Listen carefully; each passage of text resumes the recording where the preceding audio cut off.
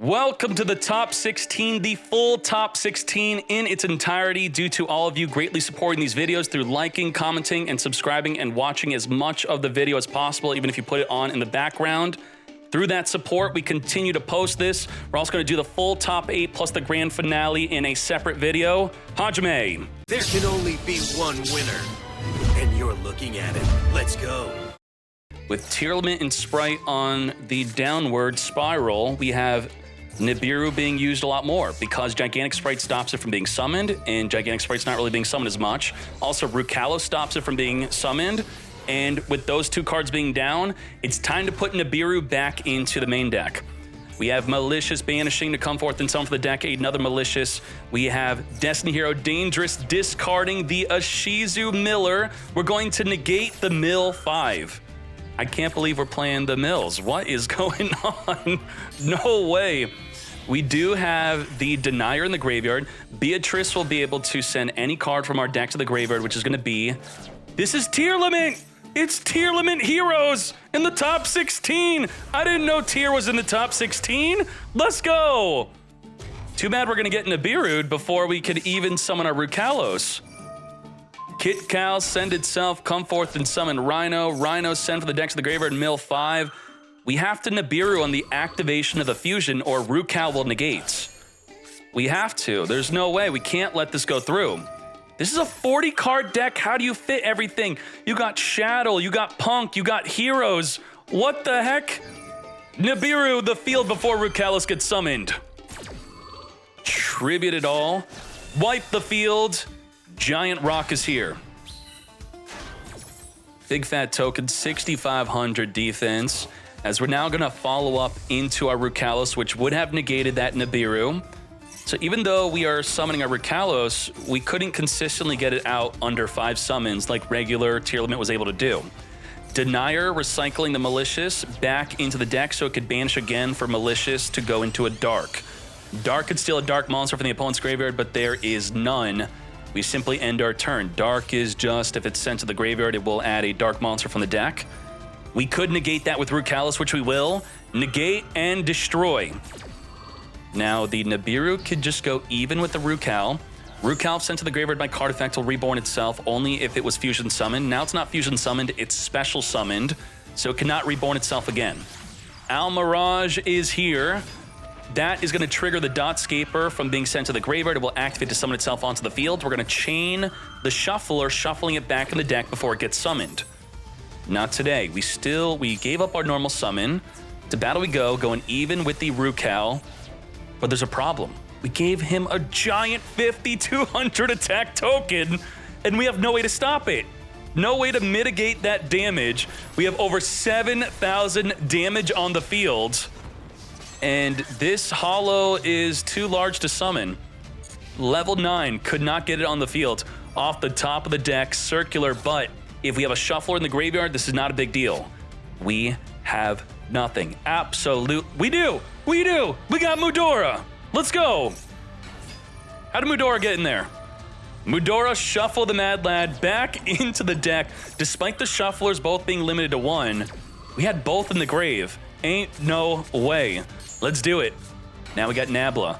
Nabla is here, triggering the equation search with the circular. Nabla tributing off the circular to summon from the deck a multiplication, multiplying its level to now make a final Sigma into the extra monster zone.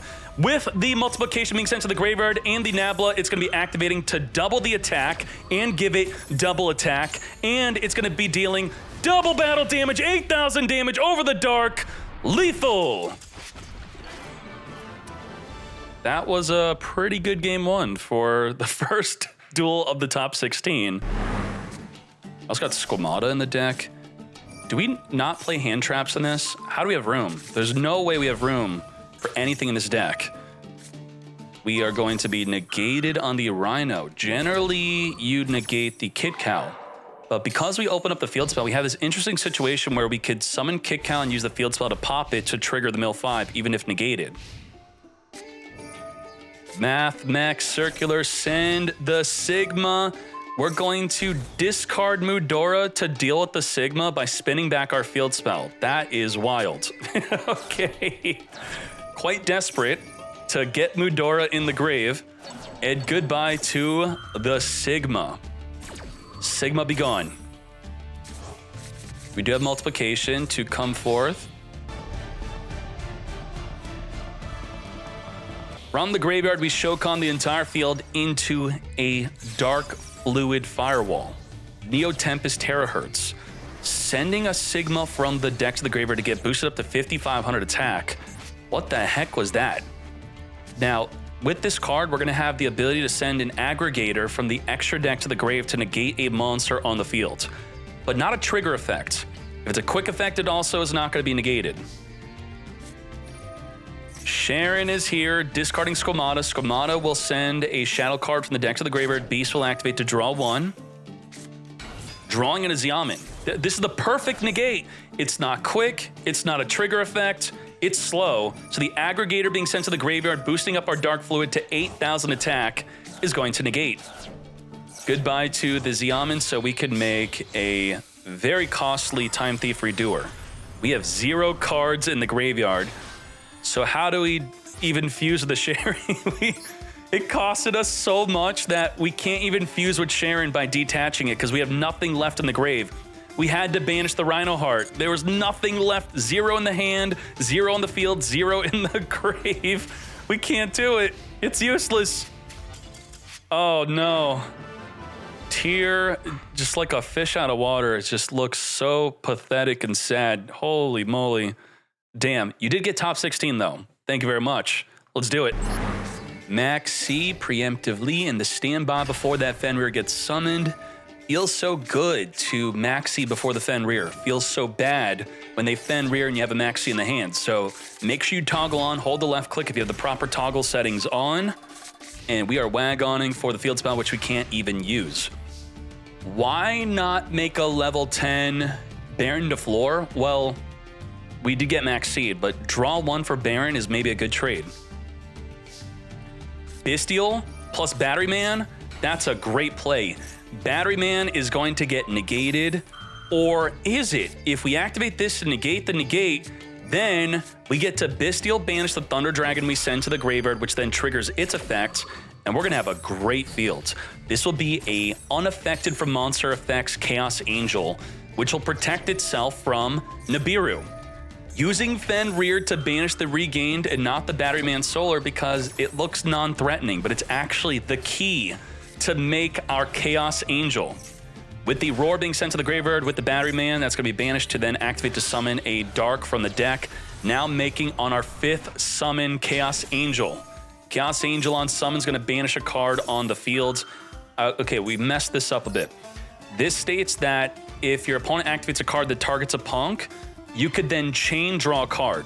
So what we had to do was chain link block the Chaos Angel. Chain link 1 Chaos Angel, chain link 2 Druid Swarm so that it does not activate to draw 1. Not too big of a deal. Don't ash that. That'd be wild.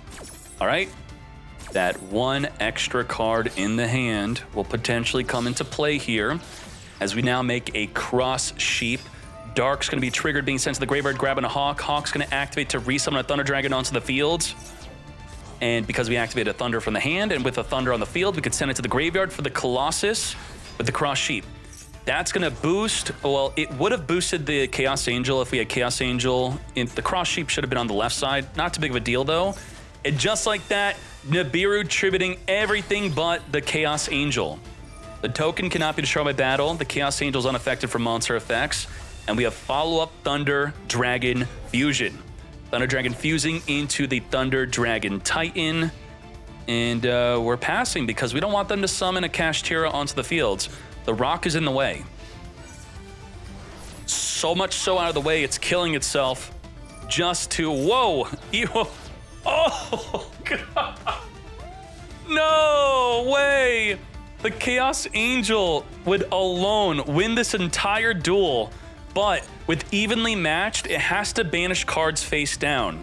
You can't banish a token face down.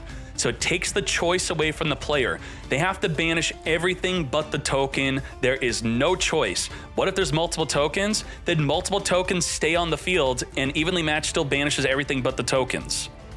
That is unbelievable. Damn. Fenrir into Unicorn. We do not want to ash that.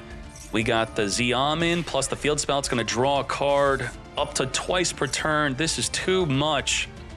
Get that draw, banish from the graveyard, summon a Punk from the hand. We're going to draw again with the field spell, Fusion Shokaning into the Rising Carp. Rising Carp is a good use of your Ash. Tribute itself, Ash, negate, but there is a Called by the Grave, mate. Finger the Ash, negate. Got a crazy duel going on here.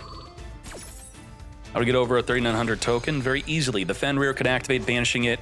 Wait, we can't banish it face down. So, Keck, wait. Come forth and summon into Dragon Drive. Dragon Drive, activating to grab a tuner from the deck. Well, not a tuner, it could just be a Psychic level 3, which could be the Ghost Ogre. We're gonna boost up the Dragon Drive to 3300 attack, not big enough to take out that token. Scareclaw is here, come to me, Xiamen. And now, we are going to emergency teleport Shokan into Baron to floor, and now we get poppin'. Pop that token, open up the field, 6,300 damage, come forth and summon into defense. Well, it was main phase 2. We did swing in and we did evenly in this game. Thunder Dragon Fusion, gonna add a Thunder monster from the deck to the hand. That's gonna be our Chaos Creator Search, triggering the Birth to banish 3 cards from our graveyard. We're gonna chain Baldrake to banish, chaining Baron to floor, not saving Baron to floor for the Chaos Creator, which is going to grab 3 banished cards from either player's banish pile and summon 1 onto the field. Oh, we scooping. To even summon the Chaos Creator, we need a Light and Dark in the grave, which we didn't have after the Birth banished it. Damn. Damn. So ashing the Lubellion here might actually be a play, or do we ash the Batteryman Solar from sending a Thunder Dragon from the deck to the graveyard? Both will actually be quite disruptive. We did not negate that, but we do negate this. So the Magna Hut can now banish. It will still be able to make a Chaos Angel. So maybe, the thing is, they could have just had another Bestial in the hand. So ashing the Lubellion was maybe a bit too risky here. It's all about risk and reward. You don't really know when you should be ashing. Just the Chaos Angel alone, I don't know if Yuri's going to have an out to it. The evenly matched plus a Nibiru token was just a perfect situation. Unaffected from monster effects and cannot be destroyed by battle. Generally, when a card's unaffected from effects, battle is the main way to deal with it. Otherwise, you're going to have to use a card like Goddess. Negate the Xiamen, mate. Branded Beast is dead. It does require a Bestial on the field to even use to pop a card on the field. Flipping it up anyway. Flip it up early. The Creator is here. We need a Light and Dark on the graveyard to banish and summon. Ash negating. Chaos Creator is now going to be coming forth with that double banish from the grave. And with a banished monster, we're going to be able to summon a monster back in the field. What are we summoning? The Magna Hut. Return the other 2 back in the deck. It's 3 monsters with different names. And come forth Lubellion, which will set up a branded Regained. Regained Beast is an insane combo here. It's going to summon a Bestial every time they summon a monster. It's going to draw a card nearly every single turn, and it's fueling the Branded Beast, which will pop a card on the field every single turn. And just like that, we're hopping into Game 3. I'm playing Marvel Snap recently, and I'll be honest, if I lose a game, I am so quickly leaving that duel as fast as I can before they could emote, because that's going to piss me off. Emergency teleport into the Xiamen. Come to me, Ogre Dance. We Ogre dancing. We dancing now. Come to me, Scareclaw with that normal summon. We're going to fusion summon with our field into the Rising Carp. This is a good use of our Ash if we had one. When do we Nibiru? We are going to allow them to go into a potential Chaos Ruler or a Jam Drive to search before using up that Nibiru.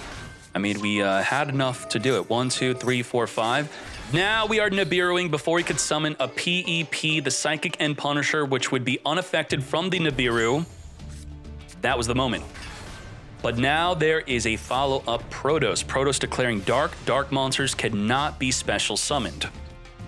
Can we play through a dark restriction? Allure of Darkness, banishing the dark, which will activate to search for a Thunder Dragon card. We are going to get called by the grave onto the dark in the graveyard. Oh, no. Because we used dark to add a dark, we made ourselves play into a called by the grave. That was unfortunate. Solar sending from the deck to the graveyard a regular Thunder Dragon. Thunder Dragon Hawk is now going to reborn that regular Thunder Dragon, triggering the Batteryman Solar to summon a token onto the field.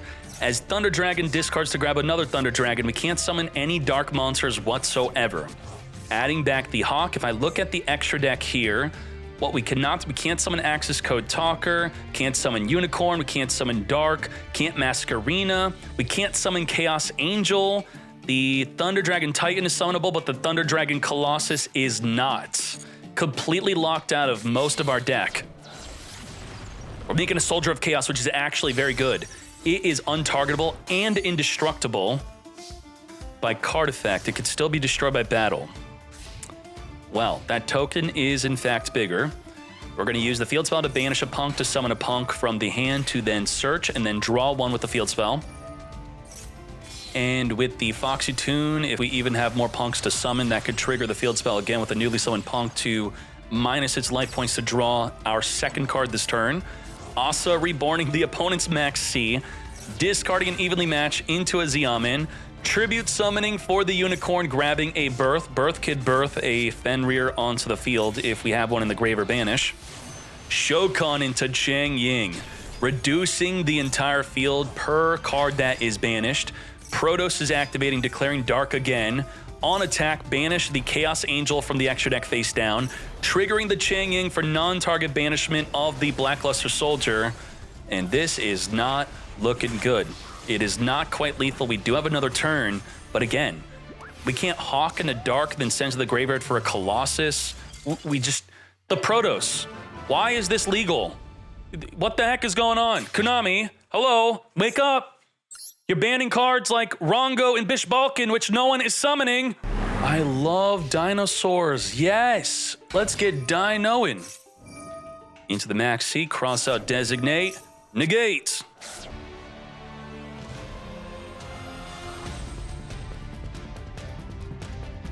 Now back to you, Caddy, come forth. Let's talk about this field. What did we accomplish? Elf could reborn Carrot, which could spell and trap card negate. Masquerena could link up into an Avermax, which will protect all your monsters from being attacked into. We have Caddy, which could make a Herald of Arc Light, which will ensure that any card sent from the deck or hand to the graveyard will be banished instead. And that's kind of relevant against a dinosaur deck. That could mess up the miscellaneous source. It could mess up popping cards from the deck or from the hand. Is that really going to come into play? We also have Spright Starter, which could summon a red from the deck. Now we're negating that Caddy to ensure that the Herald of Arc Light does not get our cards banished. We're going to chain Masquerena to our Elf, reborning our Carrot from the graveyard. This will likely be an Avermax, as it is. Avermax untargetable, indestructible, boosting its attack when battling a special summon monster. And we can now spell and trap card negate the Fossil Dig. Now, we really wanted Fenrir to banish the Carrot, but the Masquerena linked up with the Sprind and not the Elf. Elf making the Carrot untargetable, so that is not ideal. Now, the Fenrir is not going to be able to attack into the Carrot because of the Avermax. Just as we feared, our Fossil Dig gets negated by the Carrot.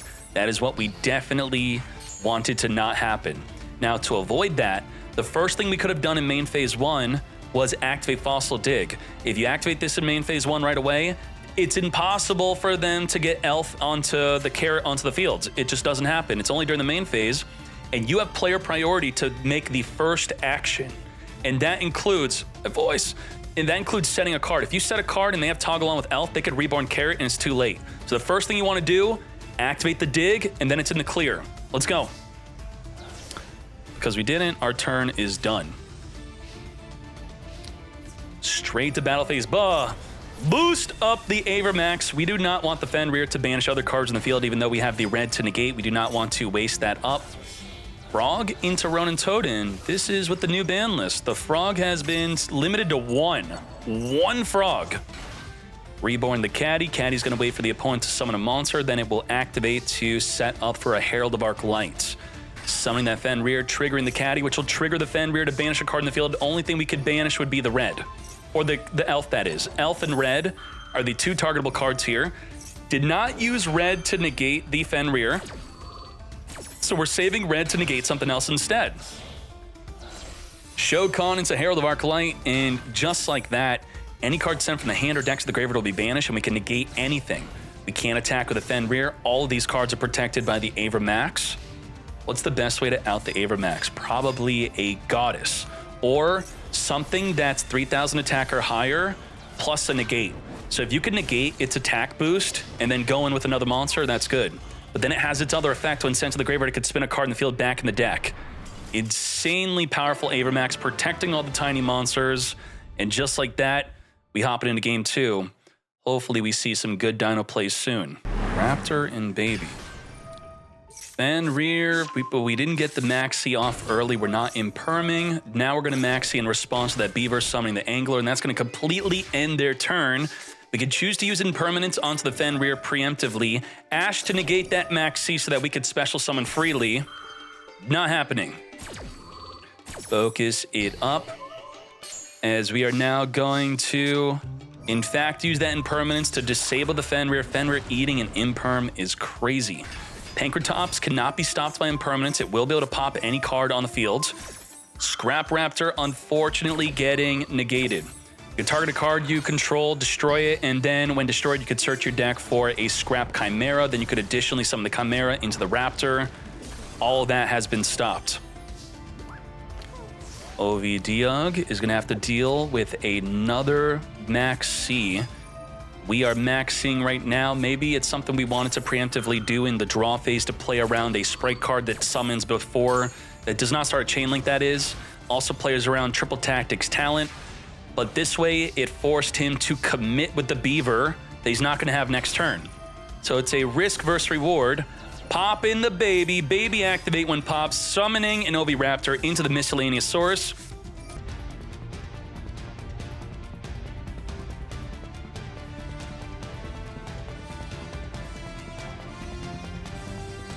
Shokan into Pentastag, just 1,600 damage on the field, sure. We have not used our Pankratops. Piercing battle damage with the Pentastag itself. If your linked monster attacks defense position, wait, that was just attacking over an attack position. Lethal damage, let's take this to game 3. We Oviraptorin. Oviraptor gonna be hit by the Ash, which is risky because if we have Miscellaneous Source, you kind of get blown out. But we don't have Misk, so the risk, it worked.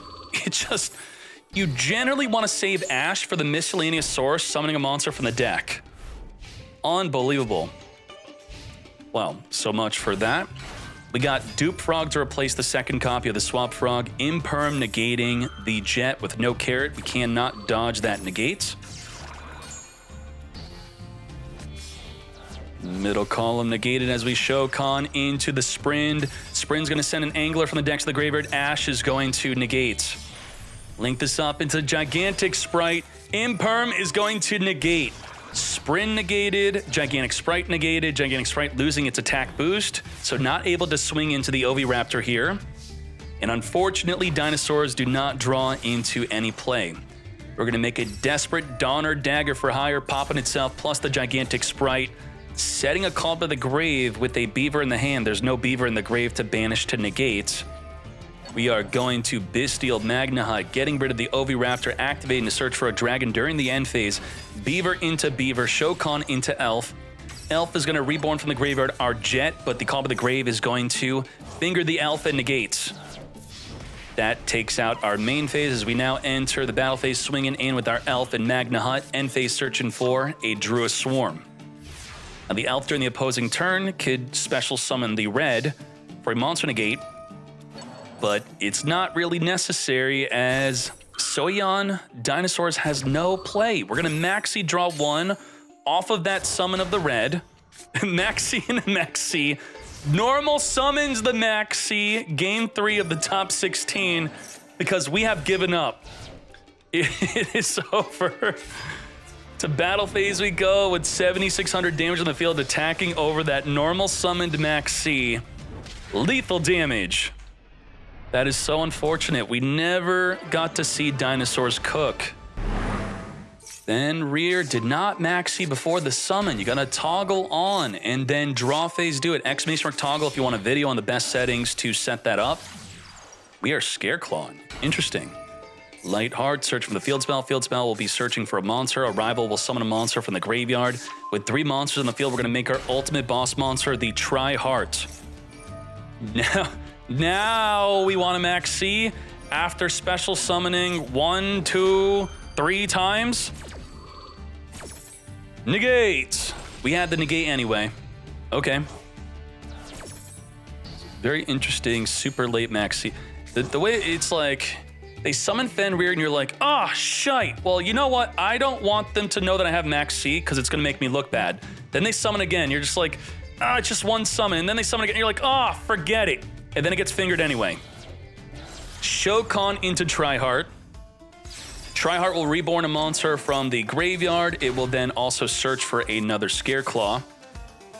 That's the thing in life, which is really interesting. A lot of people will take an L instead of letting their opponent know that they made a mistake. I think that happens a lot in the TCG, that they would rather lose than openly admit and show that they screwed up.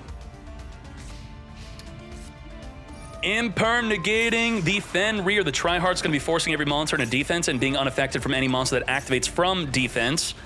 Banishing for the graveyard to DU go. Now, Druid Storm activates in the graveyard to send the Tri-Heart to the graveyard, and that is send, not destroy. Armageddon Knight is limited to 1. On summon, sending a dark monster from the deck to the graveyard, we're going to Bestial, Magna Hut, banishing the Harp Horror from the graveyard. We got ORCUST. What the? Danger Jackalope is sent to the graveyard. We are summoning our Bigfoot.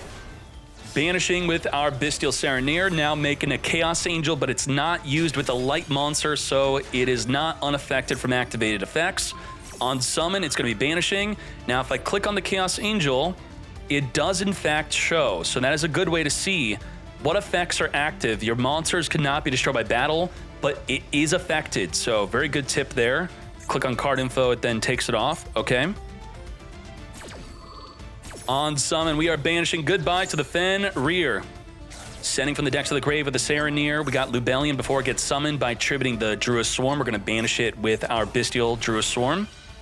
And then we're going to be forcing that Sereneer into D after it summons off of the effect of the brand regained off of the monster summon of an opponent. We're going to make a Dark. Dark can summon a dark monster from the opposing graveyard. Druid Swarm sending the Magna Hut, not the Tri-Heart, to the grave so that we could steal that Magna Hut ourselves. Activating Magna Hut to be searching during the end phase. We're now making a Masquerina. Masquerina in Dark is going to be making an Unchained Abomination. Ew, what, mate? Unchained is quite wild. If a card on the field is destroyed, you could destroy a card in the field, and when a monster is destroyed by battle, you could destroy a card in the field, and during the end phase, you could destroy a card in the field. Destroy, destroy, destroy. By battle destroyed, damage step destroy, but we have a rival to protect from destruction, I thought. Yeah, why didn't we do that? Because we could have just destroyed it again during the end phase. So we destroy it once, you're protected, end phase, destroy it a second time, so may as well just let it be destroyed the first time, but then we lose our field spell, which could have been used right about now to, I mean, we're gonna search another field spell anyway, so it's okay. Maxi chain to the regain, summoning a Bestial from the graveyard. We're gonna chain Baldrake to the Maxi so you draw 1 less card. Come forth, get ready, be careful. If we destroy, it will trigger the Unchained Abomination, which is indestructible by card effect, by the way. Regain, spin back Magna Hut, drawing into a Harp Horror, making our Light Heart into the field spell. Field spell, if we get another monster in a defense, we could pop anything on the field, which will trigger the Unchained to get popping. We didn't do it. We didn't do it. We're making sure not to do it. Azalea. Does Azalea send or destroy? Let's read. You can target a card in the field and destroy it. Or the other effect is, at the start of the damage step, if it battles an opponent's monster, you could banish a spell from your graveyard to destroy that monster. So she destroys, Unchained can't be destroyed, and Unchained triggers if you destroy. So be careful, because you're triggering the Unchained right now. Or not, because the Druid Storm being sent to the graveyard is going to send the Unchained Abomination, which is indestructible. It's now not going to activate. We're also going to be using the Baldrake, tributing off our Druid Swarm to banish your Azalea. So quite a lot is happening here. Indestructible Abomination now gone. Druid Swarm sending the Acro to the graveyard, making room for our Fenrir. Arrive onto the field. Our right card, special summoning a Scareclaw adjacent to that monster to now make a Dark. Steal a Dark monster from the opponent's graveyard. Stealing the Unchained Abomination. It is now ours. Destroying by battle. We could activate the Unchained Abomination to pop a card in the field, but we could use the Fenrir instead to banish that face-up card face down. Damn. Fenrir, if you activate a monster effect, we're going to banish a card face down, so you do have to be careful about that. Harp Horror is here, killing itself to the Dark. So we can main phase 2 while in the graveyard, banish it to summon an ORCUST from the deck. That's going to be Gursu. Gursu send on summon, banish with Fenrir, trigger our triple tactics talent to now draw 2 or steal a monster. We're going to use the ORCUST Nightmare when sent to the graveyard to send another monster from the deck to the graveyard, get the World Wand banishing to special summon a banished monster back onto the field. And then we're going to take control. We're not drawing. My Unchained is now back to me as we make a Galatea. Galatea could set an ORCUST spell or trap from the deck, and we're also going, that's what we're doing right now. We're returning a banished card to grab the ORCUST Babble, which is going to make it a quick effect to use our ORCUST cards. Now we're making Ding Gursu. Ding Gursu on summon is going to send the Dark to the graveyard as we now end the turn. Now let's see. Do we have any quick effects in the graveyard to use with this? We could quickly send a card from the deck to the graveyard. This activates on banish, right? This states that you can banish this card. Yeah, you could banish the ORCUST, so we could quick effect send from the deck to the graveyard. We gotta be careful though, because if the Fenrir banishes the Ding Gursu, we're not gonna be able to reborn it. So this is really interesting. We got the ORCUST Nightmare quick effect. When do we use it and how do we use it? That's the big question. To battle we go. Fenrir on attack is going to banish the Ding Gursu, and it's still gonna get banished. Getting banished face down as we send a Harp Horror from the deck to the grave. Harp Horror activating within the battle phase to come forth and summon our Gursu. Gursu sending the combat, the symbol skeleton that is. The skeleton's gonna reborn a monster from the graveyard quick effect thanks to the Babble. And now I have Galatea to block the Rykar attack. Now Galatea is gonna be returning the wand back into the deck because it's a quick effect thanks to the field spell. Now at the crescendo, we can negate a monster spell or trap. And the slash states that if we flip this up and while it's face up, so it's not on flip, you could send this to the graveyard while you control Scareclaw to negate an effect. So this is gonna be quite interesting. We have negate versus negate and a Fenrir mate. To battle we go. You cannot use the Splash now. And now we're going to link this up into Ding Gursu on summon, send a Fenrir to the grave. Fenrir not going to be activating here. And now we are MEKK-KNIGHting. MEKK-KNIGHT Sky is going to be searching for a... How many Gursu? Didn't Gursu just get unlimited? Is this our third Gursu? Holy Gursu! Send a World Wand for the deck to the graveyard. World Wand banishing to special summon a banished monster back onto the field. We're gonna link this all up into Long Gursu. We are Long. We're gonna be returning 2 banished cards back into the deck. Horpar gonna be activating banishing to come forth and summon the skeleton. Skeleton's gonna have the quick effect during the opponent's turn to be able to summon the Ding Gursu to send a card in the field to the grave. And we have Omni Negate with the crescendo. What do we do? What do we do? Negate, summon Gursu to send a card, and then isn't Long Gursu also a quick effect that could send a linked monster your opponent controls to the graveyard? So you can't summon to here or here. Focus. Rite of Erismere. Negate. And then end phase, we could summon Gursu to send a card in the field to the grave.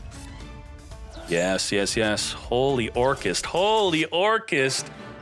I have to see, what's the status of ORCUST cards right now? Are they fully unlimited? What is, it's fully well, the Nightmare Mermaid is still banned, but beyond that, it's almost fully unlimited.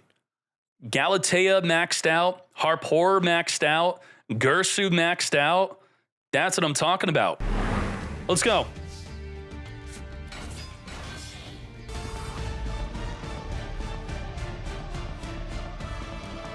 We got the Splash, which we're going to have to flip up early to then be able to negate anything. Activate card or effect, get ready to negate. Pankratop's mate is going to be forced into defense, which means the Triheart's going to be unaffected from it when it activates to pop a card. Making Purple Knight in the same column as our Foolish Burial. Purple Knight activating to search for a MEKK-KNIGHT from the deck, which the Ash is going to negate. Now what? Triple Tactics Talent Mate, Splash is going to negate. What were we planning on doing? We were activating to look at the hand. Look at the hand negated. Pankratops, get poppin', get ready, goodbye to the field spell. We're gonna be using the Druid Swarm to banish the Harpour before it activates banishing to summon a monster from the deck. Now what? Indigo is here. Indigo with the MEKK-KNIGHT purple making a Dingirsu. Dingirsu on summon is going to, instead of sending a card from the field to the graveyard, we're going to equip the Harpour. Now we have Eradicator Epidemic with the Dingirsu, which could have been used on the activation to destroy the field spell, but then we had no follow-up. We'd have no monster. We pretty much just lose. Chaos Angel on summon, forced into defense by your own Triheart, banishing the back row. Druid Swarm sending the Dingirsu. Goodbye to the Eradicator, which we now know you're going to have for game number 3. Reborn from the graveyard, and with the Astra giving triple attack, lethal damage, taking this to game 3. Rite of Erismere setting up the Fateful Adventure. Didn't we just get an Adventure Secret Pack to reprint all these cards? That's pretty good. So we have Scareclaw Pack, Adventure Pack. So Konami's making sure with the expired Selection Pack cards that they're continually re-releasing them. Maxi in the draw phase. We're going to chain special summon a monster from the deck, but this locks us into MEKK-KNIGHT monsters only. So we can't even summon Danger, I think. Let me read this. This says that you cannot special summon entirely, not even from just the extra deck. So Dangers have been shut off, which the Maxi baited that activation. So that works out. Now we're going to activate the purple to search our deck for a MEKK-KNIGHT, as the Wandering Griffin with a token is going to be able to negate. Shuffling itself back on the deck to be researched for with the Fateful Adventure. As I said, we can't get Bigfoot in. Now, Imperm cannot be used on a token, which is unfortunate because he's going to be searching for that Griffin that we cannot stop. Discarding that Triple Tactics Talent. The Griffin Rider is back in the field. We got 4,000 damage on the field. Bystial is going to be blocking the attack by banishing a Dark from our graveyard. But if we banish it before he banishes it, you don't get to summon. You have to banish to summon. Goodbye to the Purple Knight. Take that 4K. We do have Impermanence to negate the Griffin Rider, though. So we just have to see if it activates. Splash is dead. It requires a Scareclaw monster on the field. Randomly discarding a Bystial for the Bigfoot. Bigfoot is here on summon, also drawing a card. Using Griffin Rider to negate the Serenir, which will allow us to now use Triple Tactics Talent to draw 2, or steal the token. Purple's negated from the Maxi right now. Not the Call by the Grave, that is. Stealing the token, and the equipped card cannot be equipped onto the opponent's monster, so it just falls off. It just like that. Lethal damage with ORCUST. Loving to see it. Yes. This is Rika Sunavalan versus Branded Despia. The question was asked, is the deck still good with Brand Fusion recently being limited to 1? Yes, it is. Let's go. Maxi in the draw phase, the best play you could make. T-set Super Poly with an Albaz, so if there's an extra deck monster, we can make a Mirror Jade off of that. You maxi me, I maxi you. Now it's fair.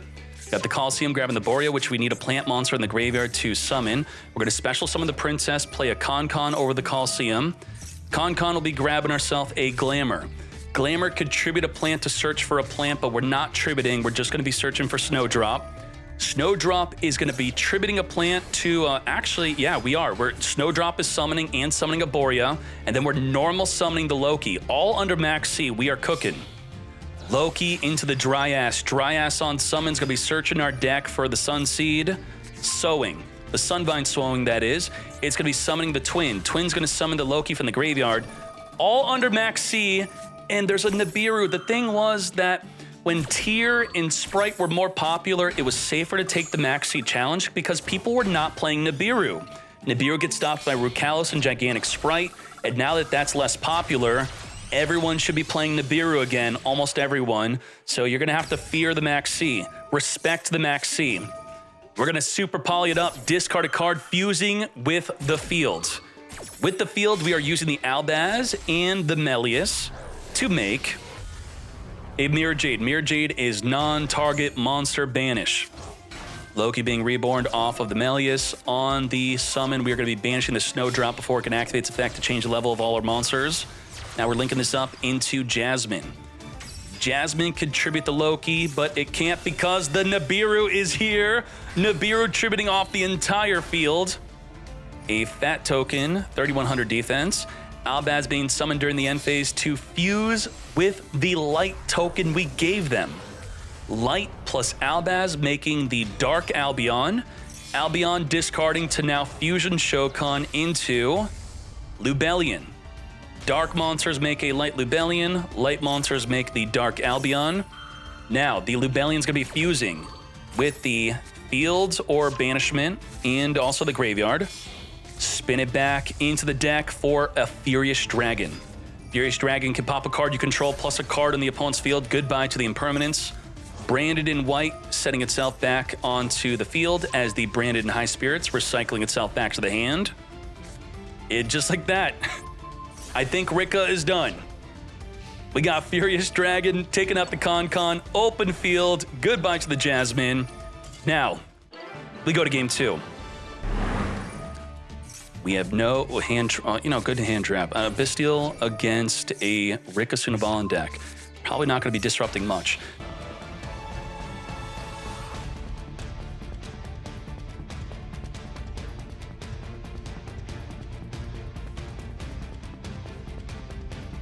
Goodbye to the Magna Hut as we negate with the Princess. If we control a Rika, we could use the Con to not only negate, but tribute the opponent's monster to perform that negate. Did we lose Princess? We have another Princess. So with double Princess, we had double negate. That was a free negate, which means I think that Magna Hut was a mistake. Focus it up, focus it up. Alubur on summon activating to get tributed and negated. Negate. We'll get follow-up Branded Fusion. And with the Branded Fusion, we could get ashed. And when we get ashed, we scoop. That's the scoop. Limited to 1. Eat the ash. What do we have now? Nothing. Can't normal summon. We already used it. That was wham bam thinking, man, we still had more on top of that. Gold Sark. We do have an evenly matched to banish everything during the end of the battle phase next turn. A very good board breaker, and it's cheap, just super rare. I think a brand new account, I would definitely be crafting the evenly matches after I get my core deck.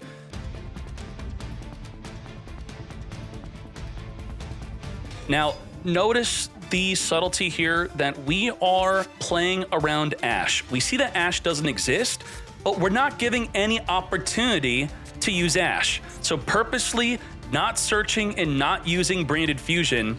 This is what a top tier branded player does. The difference between a top tournament player and a random dude on the ladder. If you have plays without Branded Fusion, you go for those instead. You don't want to get blown out by the Ash. And now we have Mercurier, which could negate a card like Ash. We got Anaconda sending the Branded Fusion, Shokan into Mirror Jade.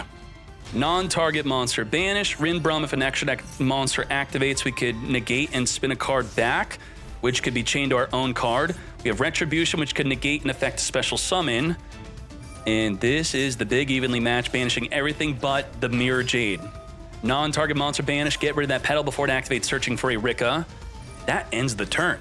We still have the Mercurier, which is only one courier is going to be activating per turn to be able to negate. Branded in High Spirits, adding back. So I think that we screwed up. We didn't screw up. I was going to say that at the end of the battle phase with the evenly matched, we could have activated Mirror Jade, then negated it with the Rinbrum, then spin ourselves back. but then we wouldn't be able to Mirror Jade again that turn. All right, and getting rid of the pedal did work. Courier on the field.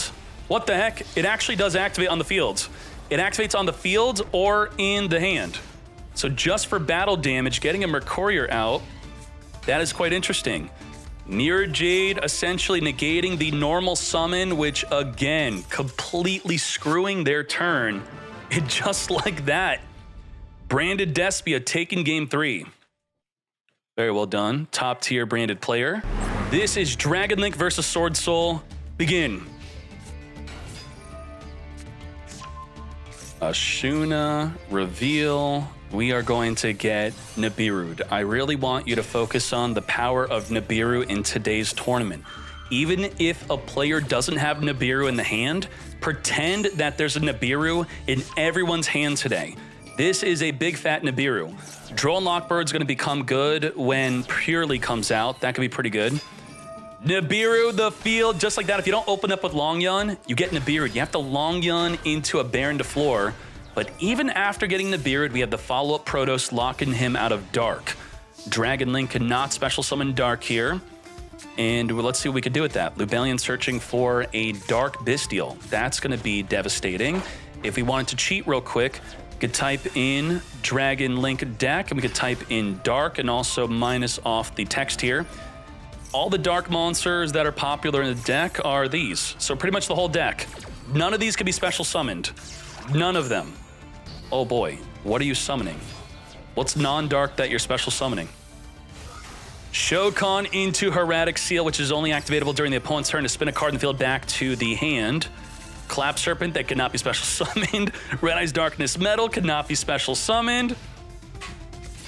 4,000 attack token, forcing the use of the Hermetic Seal to get spinning to then summon a Magna Hut from the deck. How do we deal with the Protoss when I was looking away? Protoss got dealt with Drew a Swarm effect. Okay, very good. We're going to be summoning Vishuda. Vishuda alongside the Grandmaster. Grandmaster activating. You always want to put the Mo Yi on the higher chain link of the Grandmaster so your Grandmaster does not get negated. And you have a more informed search. We probably would have wanted to search for the Long Yun, but we draw it instead. We still have our normal summon. Discard to summon itself, plus a token, add Hara, add back. Very powerful decks, both of them. Protoss is just straight up unfair, though. Long Yun into the Sinister Sovereign is here. Burning for 1,200 off the Long Yun being sent to the Graveyard. Ty is going to summon a token. And with that token, we are now going to make... This is game 2? Chill. It's not. Don't worry about it. Baxia on summon. Get spin back. We are going to draw one on that summon. Taya gets sending from the deck to the graveyard. Let's go. If the duels are ever out of order, we would just watch the other one after, so don't worry. So whether it's game 3, game 2, it does not matter. I'll go back. Shokan into the Shaman. Shaman's going to be able to discard a card, summon a worm from the graveyard, and that is a scoop. Let's hop into game 2, as that was definitely game 1. All right, because we lost game 1, we're going to choose to go first in game 1. Maxi before the Link summon of the Striker Dragon. We're going to be changing this up as we Lubellion search for a Bestial, banishing come forth. And you are now having the big finger. Okay. Hermetic Seal pass. That is the big play. Maxi's GG, is it? Now, Nibiru Tribute works on the Hermetic Seal Tribute effect, which would summon a dragon from the deck. We have Ashuna special summoning, so now we can't special summon our Ecclesia for free. Monk of Tenyi, and now we're going to Jerusalem and banish the Ashuna before the activation of Ashuna. But we have another Ashuna in the hand to summon our Vishuda. Vishuda into Monk. Double Monk it up. Vishuda, spin back a card on the field. Goodbye to the Hermetic Seal, which will be forced to activate to tribute itself to spin back a Monk, as the Call of the Graves not only going to negate the spin back, but also negate the effect that summons a worm from the deck, a dragon that is. Magna Hut, one of the better cards to be summoning from the deck. Safer could also be pretty good. I mean, there's just a lot of good cards. You could even get a Rocket Tracer if you want. We're going to be tributing to special summon and come forth. I thought we used up our normal... wait, how did... Okay, he special summoned the Ashuna. Yeah, that's okay. So we used up our normal summon there. Grandmaster blocking with the Mo Yi, grabbing a Ghost Bell randomly. We do have a Blackout. We're going to have to discard here. Ideally, it would be able to be used to get popping with 2 cards on the fields. Now we're making the Chang Ying. If a card gets banished, we're going to banish a card on the field and in the graveyard. Burn for 1,200. To battle we go, sending the Druid Swarm to the graveyard, which will send the Chang Ying to the graveyard. What the... And just like that, we're going main phase 2 Shaman, Reborn the Chang Ying. And we can't activate monsters from the extra deck this turn, but by next turn, our Grandmaster can activate. So we're good. So this will be interesting. If we initiate with the Levineer, which we are not, that will trigger the Chang Ying, which will chain to the Levineer to get pop in. If Ash negate the Chaos Space from searching for a light monster, not happening. Now, we don't have a light monster in the grave. We only have the ability to spin a card from the hand back. We are activating to spin back the Ghost Bell. We're going to negate by banishing the token generator of Blackout. We didn't trigger the Chang... Okay, we're triggering the Chang Ying. Yes, we are. Very good. Max C is going to be chained to the token getting summoned here. Hopefully drawing into something good. We still have our normal summon. Safer. I mean, we could fully cook. Grandmaster's used. Chang Ying's used. Like, damn. We're going full play. Why is Dragon Link the best deck? You're about to see right now.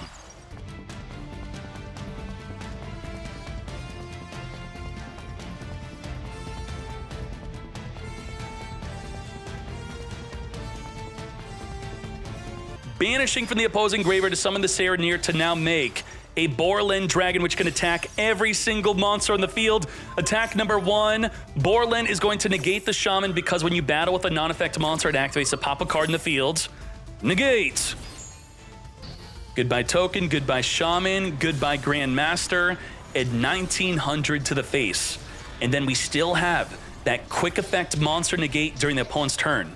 The Borland Dragon is indestructible by card effect, cannot be targeted by monster effects, and cannot be destroyed by battle, and will be able to negate.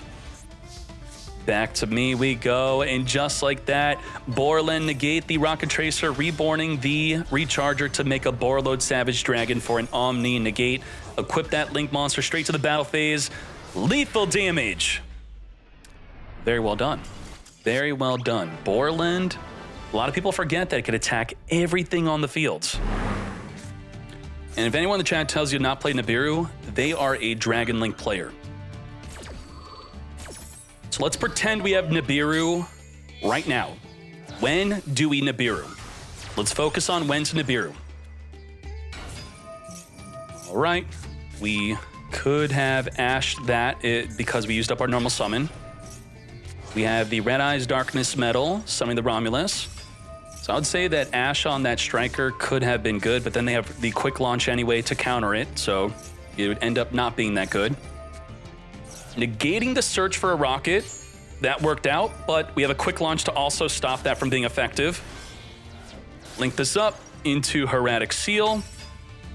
So you don't Nibiru yet. I'm gonna tell you when we can Nibiru.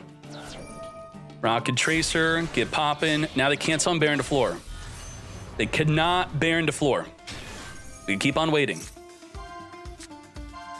You really want to try to stop the Chaos Ruler from milling 5 and adding, but I feel like you would still save the Nibiru. We're gonna be searching, we're gonna be sending, we're gonna be setting up a Lubellion. It's like, do you Nibiru Lubellion before they set up a Branded Regained? It's just, this is why the deck's so good. Because not even Nibiru is like a super duper crazy I win GG. But we would still wait. We still wait. Still wait. Could wait. We don't Nibiru yet.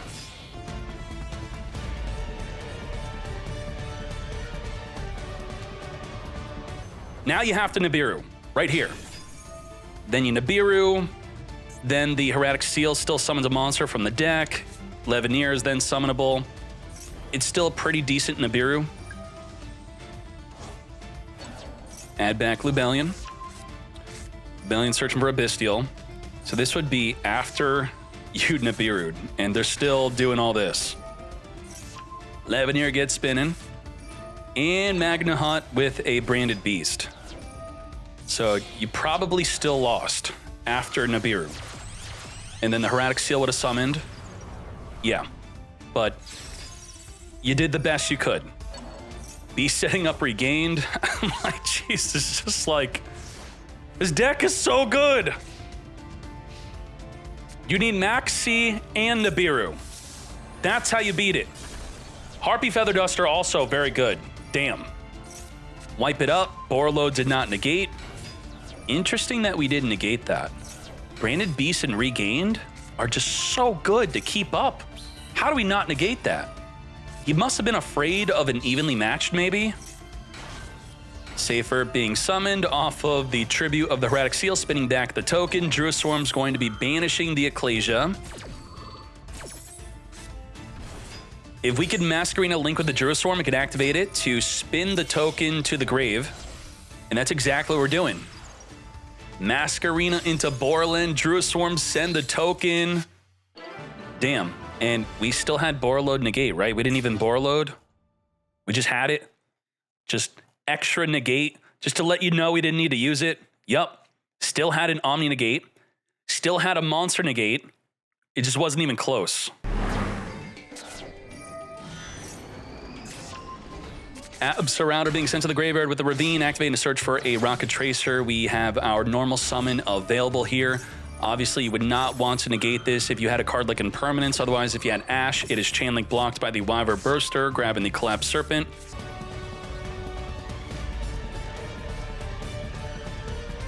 A single negate. This is not that great. If we manipulate the graveyard in any way, the Exosister pops off to perform an Exceed. That's why the deck hard counters. We have nothing in the graveyard, but the Druid Swarm is graveyard manipulation. RP Feather Duster, you do not lose the negate on Borreload. You still have the negate, you just lose the attack. Elise gets negated. Negated from being summoned, but the Stella could special summon it. So, that was not a good negate. Look at the opponent's hand, goodbye to the Druid Swarm. And now Stella is special summoning the Elise. Cast Dispel on summon could activate, so neither player could special summon from the grave. We're also going to be searching for a monster, which will be Martha.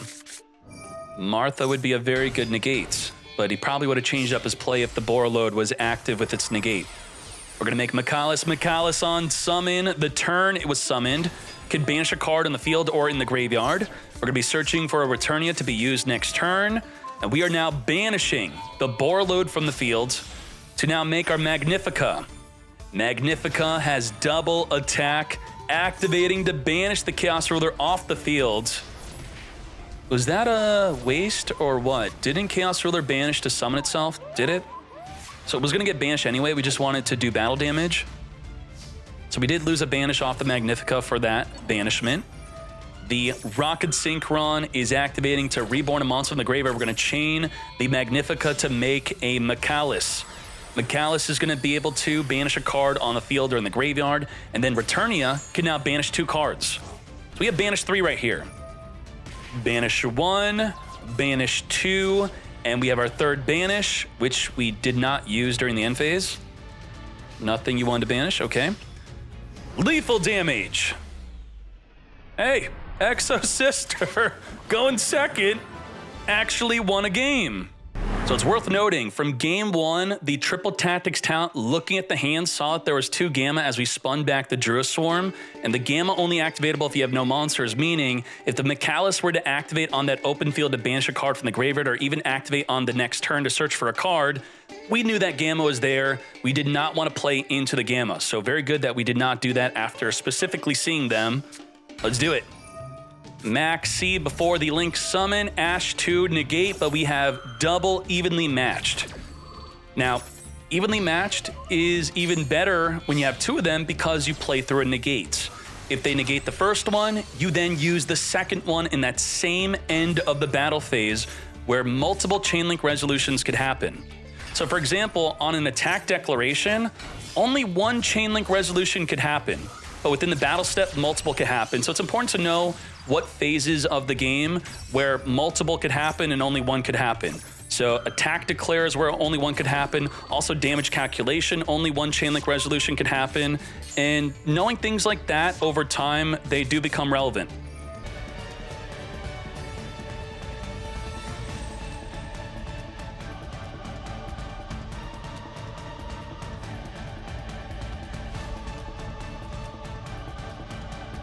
Leveneer could randomly spin a card from the hand back into the deck. Oh!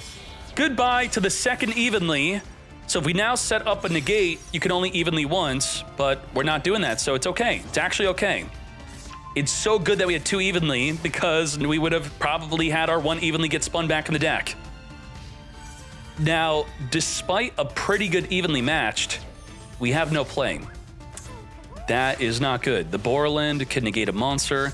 The Vadis could summon two monsters from the deck. So you could chain Vadis to this, summon two Exosister. They both activate. Borland could negate one of them. And then we just have Mikalis. It's not going to be enough.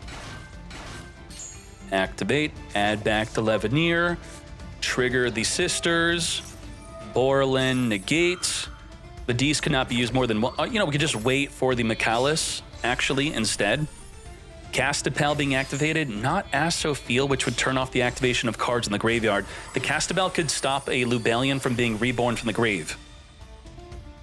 Reactivating Castapel. The Castapel actually turns off Borland from being able to activate, but if we just chain to it activating to turn off the Borland, we just negate the other. Well, if I'm negating the other, you could chain Mikalis, right? Wrong. Borland states you cannot chain to its effect to negate. So turn off Reborn from the Graveyard. We have to Reborn from the Graveyard to negate, so we're going to chain negate, then you cannot chain mate. GG. Damn. We had the right mindset. It just didn't work out. Leveneer banishing, on summon, popping two cards on the field, non-targeting.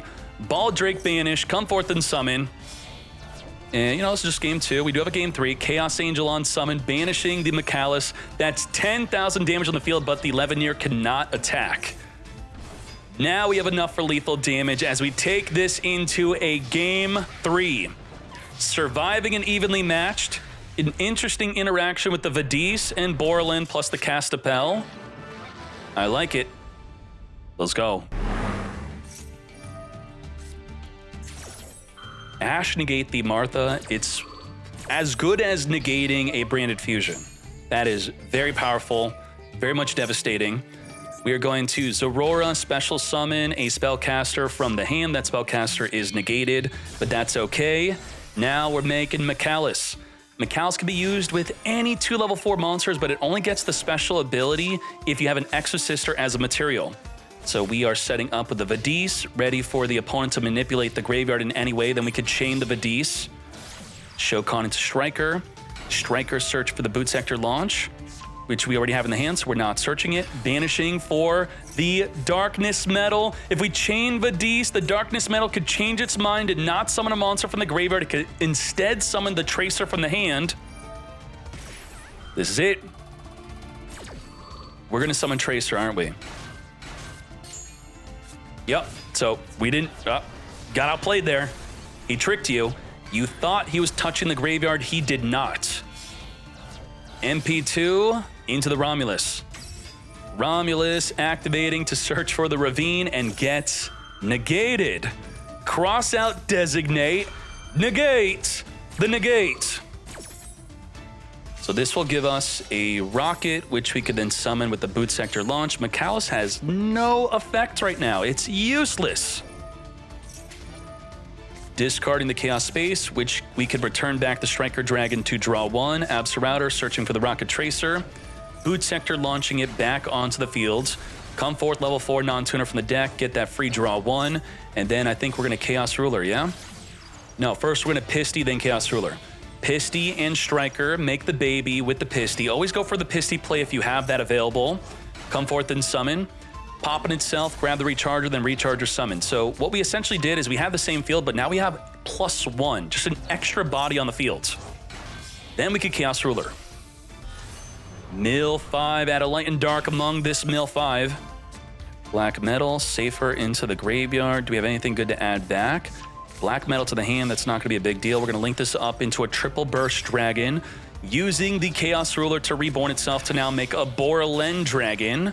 Borlen is a permanent negate. Negate the MEKK-KNIGHT now, and it's negated for next turn. Very good, very good. Max C in the draw phase. This is not looking good for Exosister. Martha with no way to negate it. We're going to summon another body from the deck. We're going to use Aurora to equip the Artemis to reborn a spellcaster from our graveyard or onto the field. Now, why Max C preemptively? You can't chain Max C to the Borlen Dragon negating, and it summons a monster from the grave on the negates. So if you do it early, you know that they're going to negate later. You will get that draw. Come forth and summon Sophia from the graveyard, but cannot draw. Martha's going to be triggered off of your own graveyard being manipulated. We're going to Shokan into Castapel, which you have to negate, or you can't negate. And we max seed early, so we're going to be able to also draw a card and trigger the Elise. Sophia's negated, but Elise is good. You could chain link block with a Sophia if there was something that could directly negate the Elise, even though it's negated. Gibrine can negate a monster on the field. Now, the Borlen cannot be targeted, but it can boost up the field. Shokan into MEKK-KNIGHT. How are we dealing with the Borland? Borland cannot be destroyed by battle, cannot be targeted by card effects, so you non-target. Magnifica. Magnifica with the non-target banish. The field is incorrectly showing that it's negated. It's like a bug. Why is it negated? It's not negated. Gibrine is going to negate the Rocket Tracer. Negate. Magnifica, 36, double attack. I mean, this is a bug, right? What is this? Hello? Why are you negated? You're not negated. It's a bug. It's a visual bug. There you go. The negated Magnifica does not care that she's negated, banishing the Borland off the field. Attacking for 33, double attack, lethal damage, and just like that, finish him. Dragon Link falls to Exosister with a negated Magnifica. That was totally not negated. Max C early in the draw phase. We are going to negate with the Ash, and now we got our turn 1 play. This play is Camellia plus a Runick card. Write this down. 2-card combo. What is the way? We're going to send a tree with the Camellia. Camellia searching for the Cricket. We're going to use the Golden Droplet to summon a Huggin, which will, this does add to the play a bit, but we're going to discard the Cricket to then draw a card with the field spell. Also searching for a field spell with the Huggin. Now making Coral Dragon. Coral Dragon plus a Runick card is going to be a level 10 Synchro, and we're going to draw a card. Is this going to be Baron to Floor, or is it going to be Chang Ying? We're going to use Gary to recycle the field spell in the graveyard, add that back. And Chang Ying or Baron to Floor versus Kashtira. We got Baron to Floor with that negate. Draw 1, and we do have quick effects. Destroy a special summon monster. That's going to be pretty good. Max C preemptively, but we got the combo of the grave, but we got the Baron to Floor with the negate. And it's all dirt. Okay. Yeah, there's nothing we can really do here. I was going to say, try not to do stuff in the draw phase if you have a triple tactics talent, but they're the one playing around your triple tactics talent, so you kind of have to do it. You kind of have to force the Baron to Floor here. Yeah, it's like, maybe you should not call. Is there a reason why you should not called by because you have triple tactics talent, where you instead want to bait the Baron? You're screwed. You are screwed. You're in trouble. The finger has been negated. Negate. And we don't even get to TTT. Baron to Floor hopping off the field to summon the Cricket. Cricket will surely do something in the main phase because it can only do something in the main phase. So now we could triple tactics talent. But the Sunflower is a double monster negate right now. We simply just go to battle phase, but we get flash fired on that battle phase. So we're screwed. But the triple tactics talent is activatable as we draw 2. Pot of P. Ending the turn. We are under Max C. We could have Unicorn, Birth, Reborn, but Max C. So it's like draw 2, draw 3 if we exceed, draw 4 if we Ascended Thunder. They cannot attack. So taking the Max C challenge against a Runick deck is generally a really bad idea because they can't lethal you next turn anyway.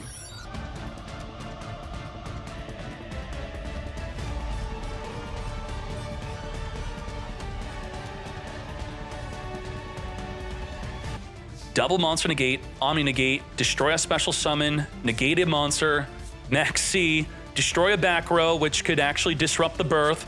We have about 7 disruptions. Let's go. MEKK-C. MEKK-C is not really a disruption, so we got 6.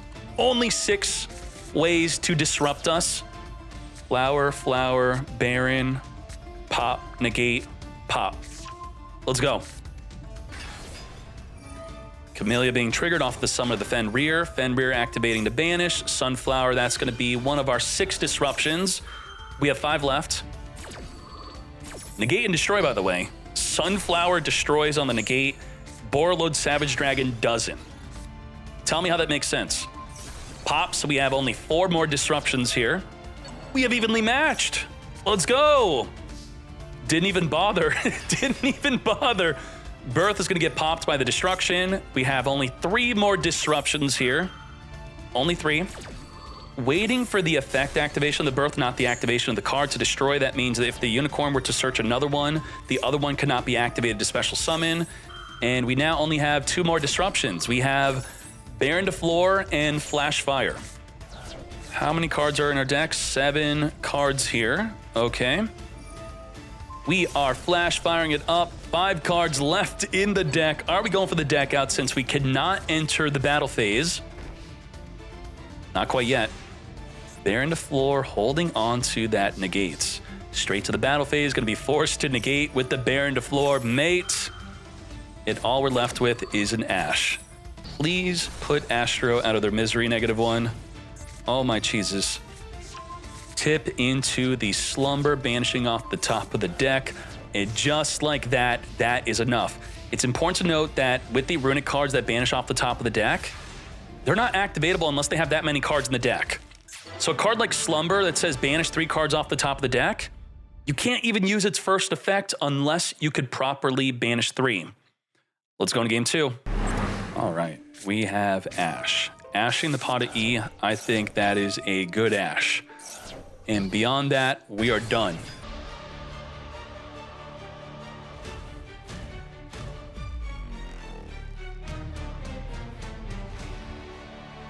So what's going to happen here is if we breathe, if we activate a monster effect that will trigger the unicorn or the Fenrir that's being summoned to banish a card face down, that will trigger not only the Shang-Ri, but the Diablosis, which will then trigger the Shang-Ri. That's going to be all 5 back row locked up.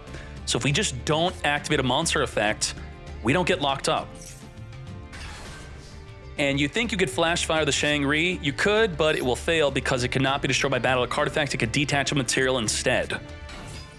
And there's the monster effect. Okay, goodbye to our back row. Okay, so the Sunflower could actually negate. We could chain link block the Unicorn or the Fenrir. It's not gonna be able, even though it has double negate, it could only negate one of them. And this will be interesting. It did not activate them. So this banishment of the graveyard, because we activated a spell, we could put Shang-Ri on the higher chain link as we chain link block the Diablosis to banish cards off the deck. Sunflower could negate the Shang-Ri, but Shang-Ri could detach to protect from destruction. The Unicorn and Fenrir cannot activate here. Reborning the Cricket, banishing face down. Are we doing exactly what I said? We're not. We're just gonna Shang-Ri. We're not using the Diablosis to protect it. I should say the Shang-Ri to protect the Diablosis. We're gonna flash fire pop the Fenrir. Get poppin'. If we had a Curses, we can negate the Shang-Ri. Now, this may be hard to understand, but if you negate Shang-Ri, your field's still locked. But it will no longer be indestructible, and you could then find a way to destroy it. Destruction, destroy the birth. On a monster effect, the Unicorn will still be able to activate. The Sunflower could just negate the Unicorn. I feel like we missed out on the Diablosis. There was a good opportunity to just do it. Draw 3 off of the field spell. Shokan into the Charge Warrior. We don't have a monster negate now.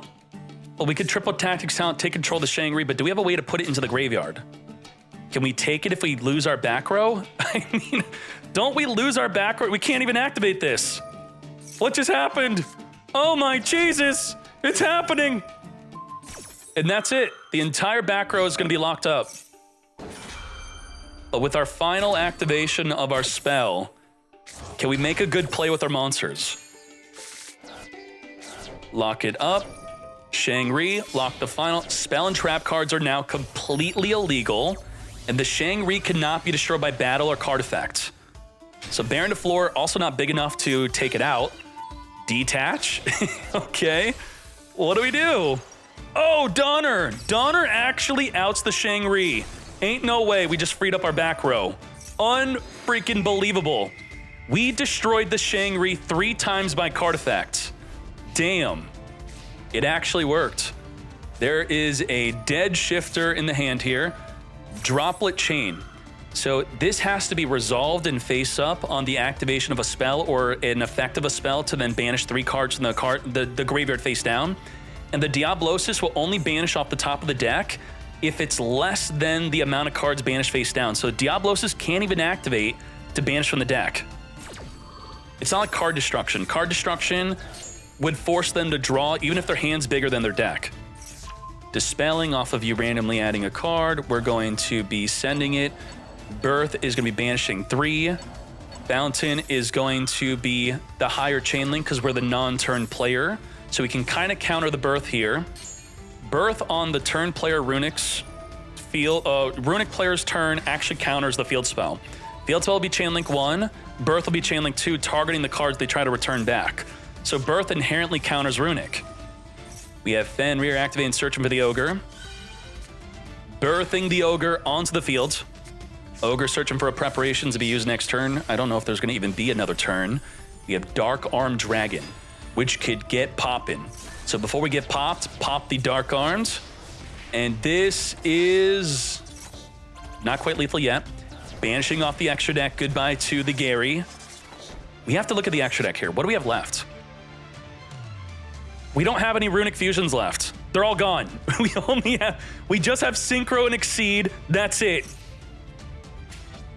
The Diablosis and Unicorn have banished every Runick Fusion. Preparations. We are prepping our monster onto the field.